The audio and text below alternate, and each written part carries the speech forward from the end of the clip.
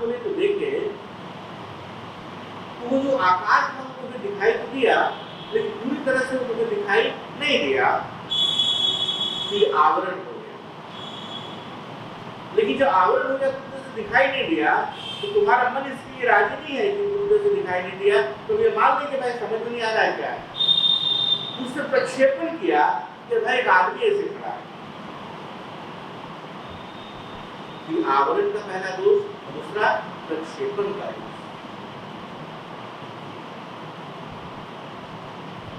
तुम रास्ते में जा रहे हो, जो बिजली का खंभा है वो अंधेरे में तुम्हें दिखाई नहीं दिया, तुम्हें लगा क्या कि दूर इतना लंबा क्या है, और तुम्हें गाना गाना शुरू। और कभी कभी तो प्रक्षेपण इतना ज्यादा होता है तो तुम्हें लगता है जैसे ही भूत पकड़ लिया।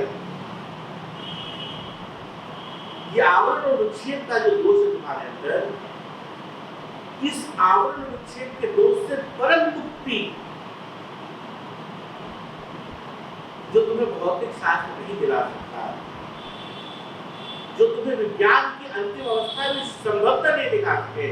वस्तुतः विज्ञान की अंतिम अवस्था में बहुत बारीकी देखा रह जाती है अध्यात्म विज्ञान के बीच, जो मेटाफिजिक्स करते हैं। उन लोग कहने लगे कि फिजिक्स नहीं रहा, मेटाफिजिक्स हो गया, जो उनको ये कहने में उन लोग को शर्म महसूस होती है कि अब स्पिरिचुअल हो गया तो मेटाफिजिक्स हो गया। विज्ञान की पराकाष्ठा में भौतिक शास्त्र और अध्यात्म लगभग मिला हुआ प्रतीत होता है। ये जो आवरण विक्षेप है तुम्हारे अंदर, इससे परम मुक्ति के लिए धर्म। लाओ त्सु का नाम शायद तुम लोगों ने सुना होगा, चीन के महानतम दार्शनिक। तो एक बार दो रोज को परेशान थे लाओ त्सु। तो लोगों ने पूछा कि मैं आप इतना परेशान क्यों?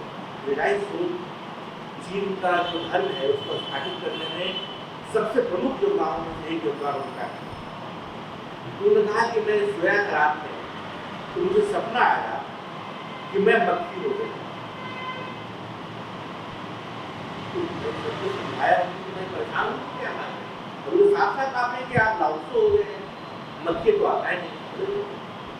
परेशानी का कारण ये नहीं है, मैं ये सोच रहा हूँ कि मक्खी सो गई हो, अब सोचते हो कि मैं लाओ त्सु हो गया हूँ, तो मैं मक्खी हूँ तो लाओ त्सु। तो आदमी बेवकूफ नहीं थे, सामने वाले को समझा रहे थे। जब लोग उनके पास जाते थे कि मुझे धर्म बताओ, तो हाथ में लेते थे फावड़ा, तो देखो मैं फावड़ा से यहाँ खुदाई कर रहा हूँ खेती के लिए, तुम भी करो और यहीं पर रह करके तोड़ना, कहीं और मत जाना। बोले भाई कहीं और कैसे जाऊँगा, कहीं और में चला जाऊँगा तो खोदूंगा कैसे? मैं जो कहता हूँ ध्यान से समझो, यहीं पर रह करके तुम उसे खोदो, यदि करने लगोगे तब आना, तब आगे की बात करेंगे ना। खोदना प्रारंभ करना था, 2-3 मिनट के बाद 2-4 चक्कर मारते थे लाओ। तो तुमको बोले कि नहीं पता कि खोदो, कहाँ चला गया था? पागल आदमी है। अरे अभी अभी आपके बगल में खोद रहा हूँ भाई, मैं कहाँ चला गया? नहीं समझता है तो सावधानी से खोदो, यही पता कि खोदना। आधा घंटा बेचारा फिर तो चक्कर मारते। अभी तो मना किए थे मत जाना कहीं, क्यों गया था? तब उसने समझा, जब मैं खुदाई कर रहा था तो मैं चला गया था बनी मैं अपने पत्नी के पास, बहुत चक्कर पड़ गए बड़ा आदमी के। कितना सुखद समय था, पत्नी के साथ वो गुजार रहा था, बच्चों के साथ खेल रहा था। ये कह रहे कि जहाँ पर तुम हो वहीं पर तुम्हारा मन और तुम्हारी बुद्धि रहे। जब तक ये नहीं होगा तुम धर्म में आगे नहीं बढ़ सकते, धर्म पर बात नहीं। तो उन धर्म गुरुओं ने जो सही श्रेष्ठ धर्म गुरु थे, बुद्ध, महावीर, लाओ Tzu, Confucius, Krishna, Vedvyas, prophet Mohammad, Isa Masih, जरथुस्त्र, Guru Nanak Dev इत्यादि लोगों ने कहा कि तुम जहाँ पर हो मन और बुद्धि भी वहीं पर आ जाए। ये तुम्हें भौतिक विज्ञान नहीं बता सकता, उसके लिए चाहिए तुम्हें धर्म। रामकृष्ण परमहंस पूजा करवा रहे थे, और जो ऐसी कोई पूजा जनरली कराते नहीं थे, तो जब मनाया तो खाली नाम खिलाने के पहुंच जाते थे, लिखे माँ खाइए, रानी थी, आप रानी का बोल रहे हैं, महारानी की जो जिनका पूरा का पूरा मंदिर हुआ करता था, उनके उससे ही पूजा, उनकी ही पूजा वो करा रहे थे। तो पूजा कराते कराते अचानक एक हाथ मारे उनके पीठ पर, रानी के पीठ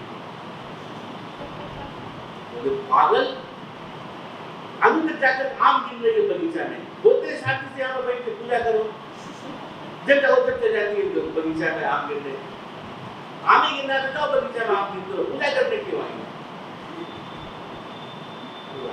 एक शब्द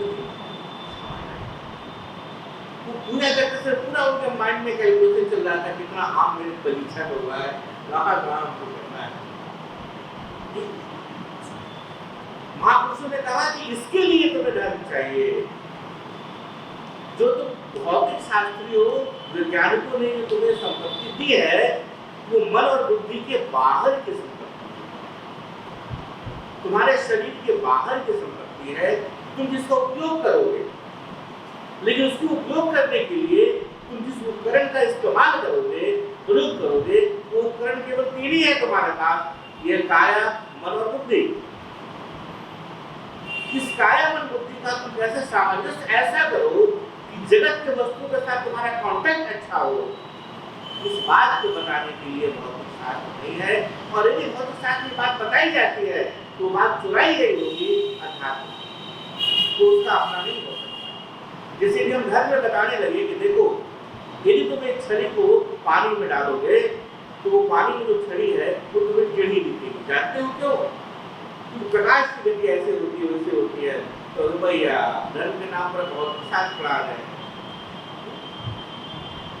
उसी तरह यदि कोई ऐसा व्यक्ति जो भौतिक शास्त्री है, वो ये तुम्हें पढ़ाने लगे कि देखो मन और बुद्धि को मेडिटेशन से, कॉन्सेंट्रेशन से, विपश्यना से, अष्टांगिक मार्ग से, इत्यादि इत्यादि से ठीक किया जा सकता है, समझ लेना कि वो आध्यात्मिक चोर है।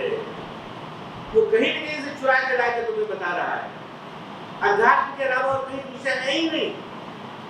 और आज के आधुनिक संसार में ऐसे अनेक लोग को देखते हैं जो ऐसे एकाध चीज को अध्यात्म से निकाल लिए और अपना ब्रांड बना लिया है कि हाँ, आपके मन की शांति का बहुत सारे उपाय बताया जाएगा और 2 उपाय बेचारा शांत हो जाता है, उससे ज्यादा दिखाई नहीं। केवल साधन पंचकम में 40 मार्ग बताए गए कैसे आपका मन शांत और आप अध्यात्म हो सकते हैं। जो पारंपरिक पुस्तक है आत्मबोध और तत्वबोध, उसमें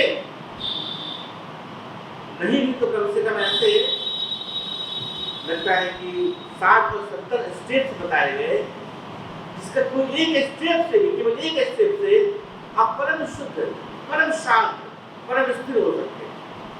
ऐसे हजारों मंत्र, न केवल हिंदू धर्म के बल्कि तमाम सातों धर्म के ऐसे हजारों मंत्र और वर्सेस हैं, आयतें हैं, जिनको पढ़कर आपका मन बिल्कुल शांत हो जाता है। क्या समझते हो? मुक्तराम जो है वो क्या शांति प्रदाता है। हम लोगों ने इस प्रयोग को देखा है, ऐसे अनेक लोग हैं जो कहे कि आपकी तमाम मंत्रों को पढ़ने के बाद जो मेरी मानसिक शांति का अवस्था थी वो कई गुना बढ़ गई, और यदि जिसका मन शांत नहीं था वो शांत हो गया। मुझे याद है कि अम्मा के प्रवचन में अहमदाबाद में एक बहुत वृद्ध महिला आती थी। जब से प्रवचन में आती थी तो बैठी और पूरी तरह से निद्रा, ये स्वप्नहीन निद्रा में, पूर्ण निद्रा में चली जाती है।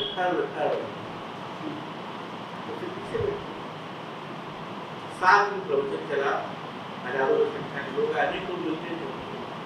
वो अम्मा आई और स्वामी माँ से बोली कि बेटी एक चीज बहुत अच्छा हुआ, मैं तुम्हारा प्रवचन तो सुन नहीं पाई, लेकिन पिछले अनेक वर्षों से मैं नहीं सोई। मैं जब यहाँ आई, सुबह और शाम प्रवचन होता था, मैं आराम से सोई, 1.5 घंटा सोआ, 1.5 घंटा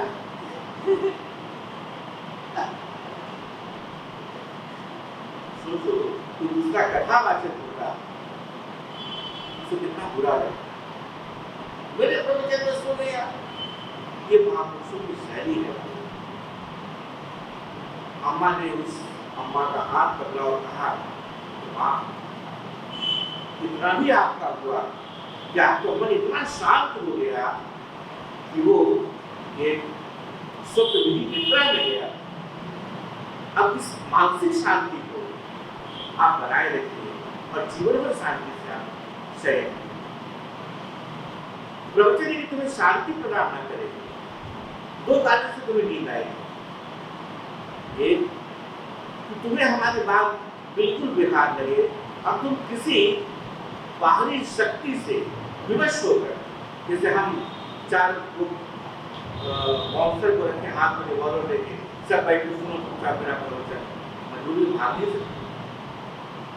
और इतना बोरिंग हम सुनाना शुरू करें भवानी जंक्शन का स्टोरी, यह जो नया नया शोले बनाए थे राम गोपाल वर्मा, ऐसा कोई कहानी सुनाना शुरू की, अंतहीन चला जा रहा है, तो वह मजबूरी भाग नहीं सकते, नींद आएगी नहीं। लेकिन यदि ऐसा कोई बाहरी बंधन नहीं है और हमने तुम्हें भयभीत नहीं किया है, भैया तुम सुनोगे नहीं तो नर्क हो जाओगे, ये सब करते हैं।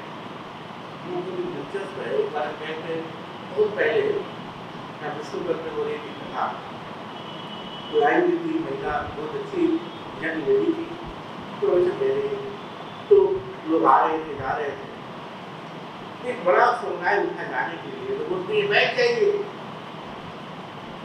नहीं तो हनुमान जी ऐसा कहर कर पाएंगे आप लोग के ऊपर, जीवन में मुक्त नहीं हो पाइएगा, ऐसा नरक मिलेगा। प्रवचन के बीच में उठते जा रहे हैं, मुझे ऐसा करके माता वाले को प्रभु कहना करो, ये ऐसा भयभीत करके बैठा हुआ आदमी के ऊपर नरक नहीं आए, इसे तो इसी नरक को बोल रहे हैं, ये साक्षात नरक ही है। वैसी स्थिति में नहीं है तो दूसरे कार्य की जो नींद आती है क्यों आती है? धीरे धीरे तुम्हारा मन जो है वो शांत होने लगता है और तुम्हारे शरीर को ये आदत है कि जैसे ही मन शांत हो हम सो जाएं। यही उसकी आदत बचपन से है, न केवल इस बचपन से, इसके पहले वाले जन्म से यही आदत। तुम कैसे सोते हो? जिसको डांस करते हो, ये जैसे बिस्तर पर जाते हो कूदना शुरू करते हो, नहीं, तुम आंख बंद करते हो और सोने की तैयारी प्रारंभ करते हो, धीरे धीरे विड्रॉ करते हो अपने आप को सारी दुनिया से, और एक क्षण आता है जो तुम निद्रा आपके अंदर खींच लेते हो। इस शांत अवस्था को प्राप्त करने के लिए तुम सारी तैयारी करते हो। हमारे महापुरुषों ने कहा कि ऐसी स्थिति को प्राप्त करने के लिए जहां तुम अपने मन बुद्धि और शरीर से जो बाहरी जगत है उसके साथ तुम सबसे अच्छा कॉन्टेक्ट कर सको, ऐसा कॉन्टेक्ट कर सको कि तुम्हें अधिकतम सुख प्राप्त हो, तुम्हें अधिकतम शांति प्राप्त हो। ये विधान बताने के लिए, ये तकनीक बताने के लिए सिर्फ ये भी मार्ग है और वो है अध्यात्म। ये तुम्हें भौतिक जगत नहीं बता सकता। तो पहला कारण क्या था? जो धर्म चाहिए हमें कि जो हमारे अंदर आवरण और विक्षेप का जो दोष है, इस मैन्युफैक्चरिंग डिफेक्ट से हमें मुक्त करने के लिए हमें चाहिए अध्यात्म। और इस आवरण विक्षेप से परम मुक्ति तो तकनीकी भाषा में अलग अलग पंथों ने अलग अलग नाम दिया। किसी ने कहा कि निर्वाण है, किसी ने कहा कि कैवल्य है, किसी ने कहा कि मोक्ष है, किसी ने कहा कि क्या है क्राइस्ट स्टेट ऑफ कॉन्शियसनेस है, किसी ने कहा कि वो तौहीद है या वो फिरदौस है, किसी ने कहा कि यह होगा है, किसी ने कहा कि वो जो जरथुस्त्र का जो ज्ञान है वहाँ के बारे में वो सब ला सकता था, किसी ने कहा कि एक उपवास नाम है, उसको जो चाहे अलग अलग नाम दे दीजिए। उसको कॉमनली हम लोगों ने क्या नाम दिया है? योगवत चैतन्य। बोले इसको प्राप्त करने के लिए, इसको कि हमारे अंदर आवरण और विक्षेप का जो दोष है वो समाप्त हो जाए, इसके लिए हमें चाहिए धर्म।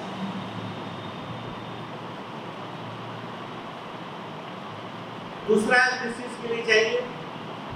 ये अल्टीमेट अवस्था है कि आप आवरण और विक्षेप से मुक्त हो गए, दूसरी बात क्या है कि जो आपका कांटेक्ट है जगत के साथ, वो आपका शरीर मन बुद्धि के बाद ऐसा सामंजस्य हो, ऐसा बिल्कुल सामंजस्य हो कि आप जगत के साथ अच्छा संबंध बना सकें, आपको अधिकतम उससे सुख प्राप्त हो सके, शरीर मन बुद्धि की शांति अधिक से अधिक आपको प्राप्त हो। इसके लिए अभी आपको चाहिए धर्म।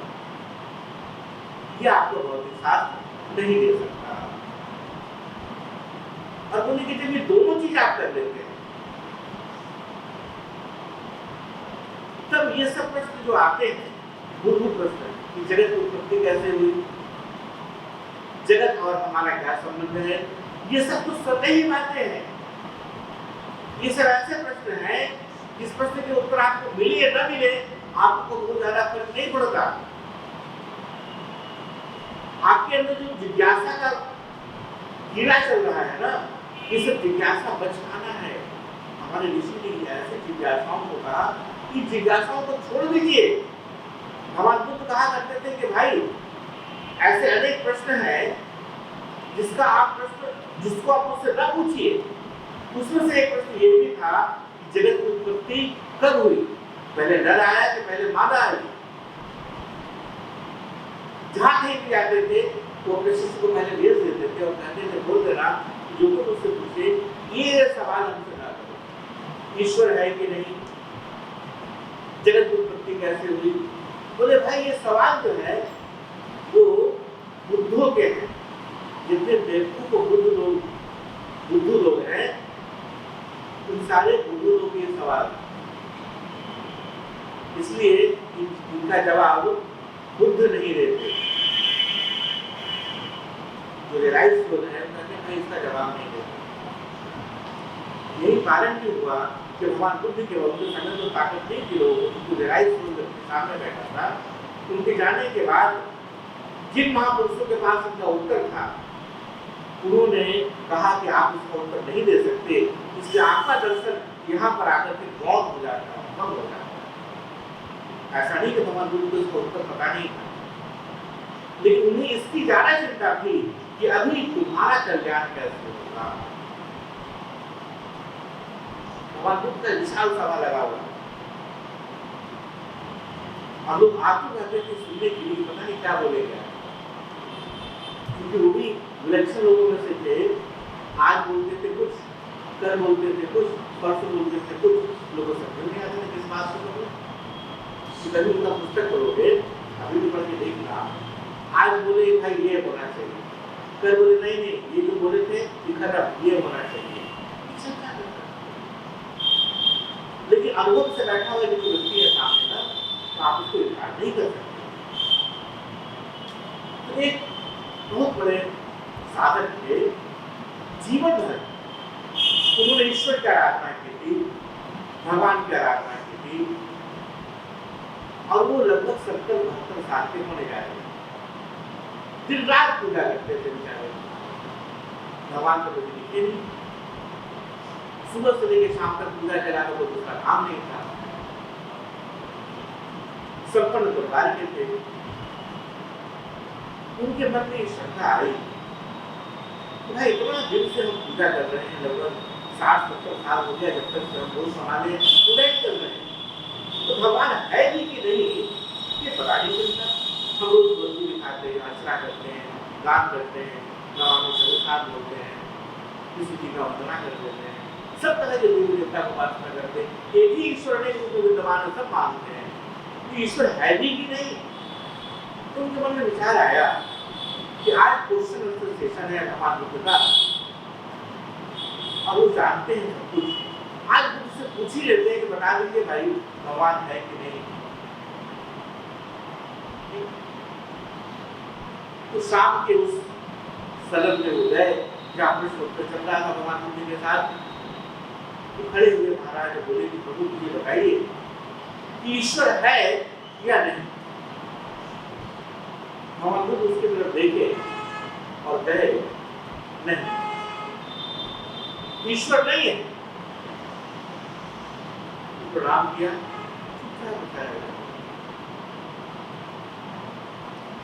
पूरे के पूरे नगरी में, पूरा बौद्ध समूह में संघ में ये बात फैल गई कि आज फादर ने इस बात की घोषणा कर दी कि ईश्वर नहीं। उसी नगर में एक व्यक्ति था जो परम नास्तिक था, बोले ईश्वर 4 लाख का पूजक उपासक जीवन भर ईश्वर के विरुद्ध बोलता रहा, इस बात को समझाता रहा लोगों को ईश्वर तो अप्रासंगिक हो गया है, किसी को जरूरत नहीं, वो सारा आधुनिक तत्व तुम्हारे सामने जो मैंने रखे वो सारा तत्व लोगों को समझाता चलता था ईश्वर नहीं है, वो भी बूढ़ा हो चुका था। उसके मन में ख्याल आया कि भाई इतना सबको समझाते रहे हैं कि ईश्वर नहीं है, पता नहीं सही रहा तो बड़ा मुश्किल होगा मरने के बाद, पकड़ने का मैंने गर्दन रहेगा, भैया आप तो बोला नहीं है तो छोड़ देंगे, कैसे पता चले भाई इस बात की जानकारी कैसे हो? बोले बुद्ध भगवान तो है, वो जानते हैं, चलो उन्हीं से पूछते हैं। फिर एक प्रश्नोत्तर की सभा हमेशा शनिवार लगता था, पहुंचा खड़ा हुआ बोला प्रभु आप मुझे बताएं कि ईश्वर है या नहीं है? बुद्ध दूसरी तरफ देखते होते हैं ईश्वर है, उतना ही है जितना तुम हो और जितना मैं। फिर कोलाहल मच गया पूरे नगर में, अरे ईश्वर तो है, ये सबका पहले जो कहते नहीं है वो बात गलत है। जो उनका सबसे प्रिय शिष्य में जो कुछ ज्यादा उनसे बुरा रखा था वो था आनंद। तो बोला प्रभु अब जरा हम लोग कंफ्यूज करना चाहिए, एक सप्ताह तक तो आराम से नहीं ईश्वर नहीं है, चलो वैसा काम ना करें। अब फिर हम लोग शुरू करेंगे ईश्वर है, क्या कन्या बोलते हैं कन्या बोलते नहीं है। बोले कि देखो मुझे इससे कोई मतलब नहीं है कि ईश्वर है या नहीं है, मुझे उससे मतलब है कि जो सामने खड़ा हुआ व्यक्ति है उसको हमारे किस बात से उसका कल्याण है, उसकी साधना किस ओर कैसे बढ़ेगी, ये मेरे लिए सर्वाधिक महत्वपूर्ण है। जैसे जब वीडियो रिकॉर्डिंग हो रहा था, एक क्षण के लिए उसके रुकते नहीं, बोले मुझे इसका मतलब नहीं है कि इसके बाद हमारे आगे वाली पीढ़ियां क्या करेंगी, जो मेरे सामने बैठे हुए लोग हैं इनका कल्याण कैसे होगा, ये मेरी प्रथम प्राथमिकता है। बोले जो व्यक्ति ये पूछने आया था कि ईश्वर है या नहीं, जो पहले आस्तिक था, उसका पूरा जीवन ही इसके ऊपर आधारित था कि ईश्वर है, और यही उसकी बाधा हो रही थी उस परम तत्व तक पहुंचने में एक बैरियर था। जैसे रामकृष्ण के पास बैरियर क्या था, माँ काली का स्वरूप तो बार बार प्रकट होती थी उनके सामने। इस कारण जो अंतिम अवस्था है मोक्ष की, जो अंतिम अवस्था है केवल और ब्रह्मांड की, वहां वो नहीं पहुंच पा रहे थे। तो उनके गुरु थे कोटाराम ने क्या किया, कहा इससे तुमको आगे जाना होगा, उसको कहीं बात करेंगे। तो इसलिए उसको उसका एक खंडन जरूरी था। ये जो बैरियर था, ये जो बाधा थी उसके सामने से हट गया है। उसी तो जो नास्तिक था वो भी पहुंचा ही हुआ था लगभग। उसका बैरियर क्या था कि वो एक धारणा को पकड़ कर बैठा था कि ईश्वर नहीं है। दोनों ही धारणाएं, जब तक ये दोनों धारणाएं विसर्जित नहीं होंगी तुम्हारा मन विलीन नहीं होगा। ऐसे होते हैं महापुरुष। बोले ये प्रश्न कि जगत है या जगत की उत्पत्ति हुई है या जगत को बनाने वाला कौन है, ये सारे प्रश्न बचकाना है, मूर्खों के प्रश्न है। ये उनके प्रश्न है जो भौतिक जगत के लोग हैं, उन्हें खोजने दो उसको। और तुम ऐसे प्रश्न का उत्तर बुद्धिमानों से पूछोगे तो तुम्हें ऐसे अनेक कथाओं के बारे में बताएं जहां जिज्ञासाओं का ऐसा ही उत्तर मिलता है। जैसे कि स्कूल में एक मास्टर जो इंस्पेक्टर थे वो इंस्पेक्शन में गए, स्कूल में जो शिक्षा के इंस्पेक्टर है उसको क्या कहते हैं लोग, एजुकेशन इंस्पेक्टर, वो गए अलग अलग कक्षा में जाके पूछते थे क्या पढ़ाई होती है, नहीं पढ़ाई होती है। जो एक कक्षा में गए तो देखिए कि वहाँ पूरा का पूरी कथा जो है बहुत अच्छे प्रकार से बोर्ड में पूरा सिखाया हुआ है शिक्षक के द्वारा। रामचरित मानस हिंदी के कक्षा में बताया गया, बड़ा पसंद हुए। एजुकेशन इंस्पेक्टर पूछे, अच्छा बताओ शिव जी का धनुष किसने तोड़ा? पूरी की पूरी छवि शांत हो गई। आंखों की छवि पूरे कमाल है, तो बताना चाहिए कि शिव जी का धनुष किसने तोड़ा? जो बेचारा शिक्षक पढ़ा रहा था वो डर के मारे खड़ा हो गया। बोले अरे तुम लोग क्यों नहीं बताते हो शिव जी का धनुष किसने तोड़ा? तो पीछे एक लड़का खड़ा हुआ, बोला मास्टर साहब हमेशा हम ही को देख के बोलते हैं, हम नहीं तोड़े।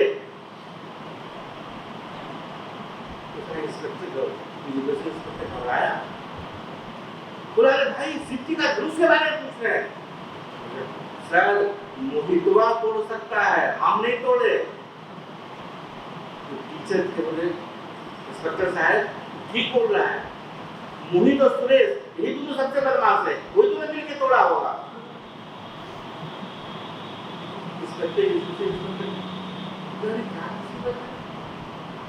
टीचर से घूम के बोला कि भाई आपको भी नहीं पता है कि किसने तोड़ा? बोले प्रभु हम जब ही जानते हैं कौन तोड़ा, बात पे बात हम पता लगा के आपको बताएंगे।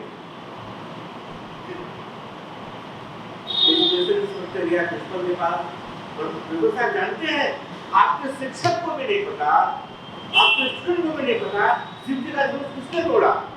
प्रिंसिपल बोले हम इंक्वायरी बैठाएंगे और आपको तुरंत हम रिपोर्ट करते हैं कौन तोड़ा। तो सब रखते थे उसको। अरे बाप रे क्या हालत है। वो एजुकेशन इंस्पेक्टर गया बेचारा डिस्ट्रिक्ट एजुकेशन ऑफिसर के पास, रिटन में दिया कि फलाने स्कूल में ये स्थिति है कि किसी को पता नहीं किसी जगह धनुष को किसने तोड़ा। एजुकेशन ऑफिसर उसके ऊपर फॉरवर्ड किया, एफआईआर दर्ज किया जाए और मालूम किया जाए 1 महीना के अंदर शिव जी के धनुष को किसने तोड़ा। एफआईआर दर्ज हो गया, इंक्वायरी होने लगी, पूरा देश में हंगामा हो गया, शिव जी का धनुष किसने तोड़ा, किसने तोड़ा। रैली पर रैली निकलने लगी, जिसने तोड़ा उसको पकड़ के लाओ, जिसने तोड़ा उसको पकड़ के लाओ। बोले ऐसे ही बचकाना प्रश्न है जगत को किसने बनाया? इस प्रश्न का कोई भी उत्तर दोगे वो माकूल नहीं होगा। और इसके लिए धर्म नहीं बना, लेकिन इस प्रश्न का उत्तर सही भी चाहते हो तो वास्तव में अध्यात्म के उच्चतम ऊंचाई को स्पष्ट करोगे तो समझ में आ जाएगा। जब तुम्हारे अंदर ये आवरण विक्षेप समाप्त होगा, जब तुम्हारा मन भी एक साथ काम करने लगेगा, तब तुम्हें समझ में आएगा जगत की उत्पत्ति या अनुत्पत्ति या उसका प्राकृतिक या उसका अस्तित्व क्या है। इसके लिए हमें धर्म चाहिए। ये विलक्षण। तो अब हम लोग और थोड़ा सा समझेंगे।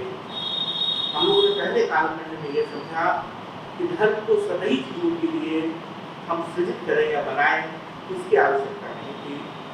जहाँ पर भौतिक विज्ञान समाप्त होता है, जहाँ पर भौतिक विज्ञान में शरीर और मन और बुद्धि के लिए तमाम वस्तुओं को प्रकट करके तुम्हारे सामने ला देता है, और तब भी तुम अशांत और व्याकुल रहते हो, जब भी तुम आत्महत्या के उद्युक्त रहते हो।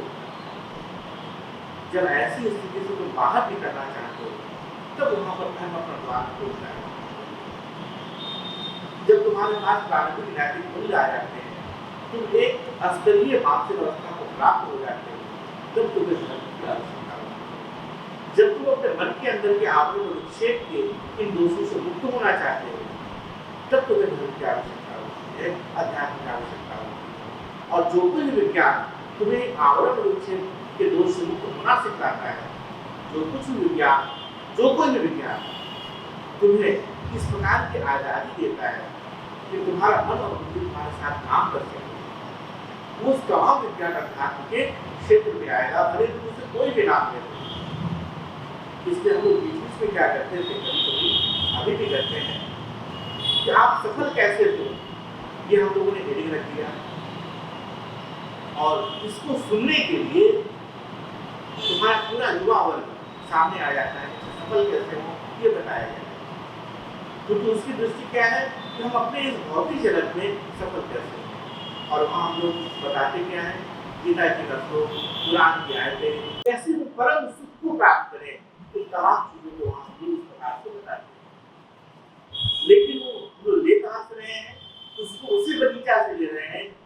समस्या को हम लोग अध्यात्म करते हैं, वहां से उसको निकाल करके फ्लो मार रहे हैं।